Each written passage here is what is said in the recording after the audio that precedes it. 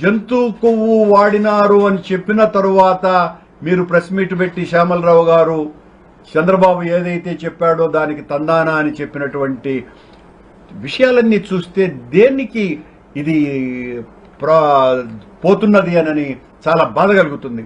దానికి మళ్ళీ చంద్రబాబు గారు ఆలయ శుద్ధి చేయమని చెప్పటం, దానికి శ్యామలరావు మొత్తం అందరి అధికారులని ఆగమశాస్త్ర పండితులని ప్రధాన అర్చకుల చేత మీటింగ్ పెట్టి ఈ రోజున ఒక యాగం జరపటం. దాదాపు నెల రోజులు కూడా కాల. నిజమైతే పవిత్రోత్సవాలు ఎందుకు జరుగుతాయి శ్యామలరావు గారు? ఆ మాత్రం మీరు తెలియకుండా యువగా ఎందుకు వచ్చినట్టు నాకు అర్థం కావటంలే. పవిత్రోత్సవాలు పొరపాటునైనా ఎక్కడైనా పొరపాట్లు జరిగితే అవి మా తప్పుగా మన్నించమని వేడుకుంటూ భగవంతుణ్ణి ప్రార్థిస్తూ అవి ఆ పవిత్రోత్సవాలు జరుపుతారు. మళ్ళీ మీరు చంద్రబాబు చెప్పినాడని చెప్పి ఈ సంప్రోక్షణ చేద్దామా, శుద్ధి కార్యక్రమం చేద్దామా, శుద్ధి కార్యక్రమం అని చంద్రబాబు చెప్పగానే ఆ కోయిల ఆళ్వార్ తిరుమంజనానికి కూడా రెడీ అయిపోయినారు వీళ్ళు. ఇంకేం మాట్లాడాలి? సంవత్సరానికి 4 సార్లు జరిగేటువంటి అత్యంత పవిత్రమైన కోయిల ఆళ్వార్ తిరుమంజనం కూడా దాన్నే శుద్ధి అనేది.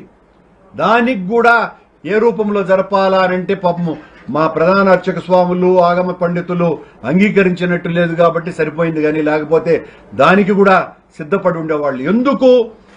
మా మీద నిందలు మోపి ఆ నిందను రుజువు చేయటం కోసమని రుజువులు దొరకవు కాబట్టి ఈ రకంగా సెంటిమెంట్ ఉపయోగించి ఆలయ శుద్ధి చేసి మొత్తం అంతా కూడా ప్రక్షాళన చేసేశాము అని చెప్పి జనాన్ని నమ్మించేటువంటి ప్రయత్నం.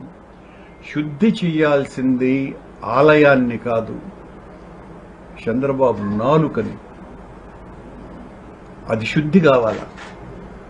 ఇంతటి అబద్ధాలు చెబుతున్నటువంటి ముఖ్యమంత్రి గారి నాలుక శుద్ధి కావాల్సినటువంటి అవసరం ఉన్నది.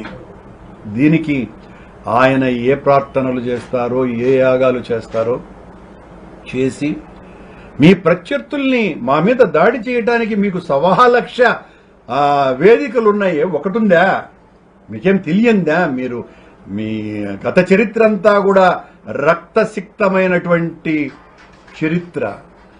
దేనికైనా తెగనాడేటువంటి గతం మీది. మీ ప్రత్యర్థుల ప్రాణాలు తీయటానికి కూడా వెనుకంజ వేయనటువంటి సాహసవంతులు మీరు. అది చరిత్ర, మీ గతాన్ని తెలియజెప్పినటువంటిది.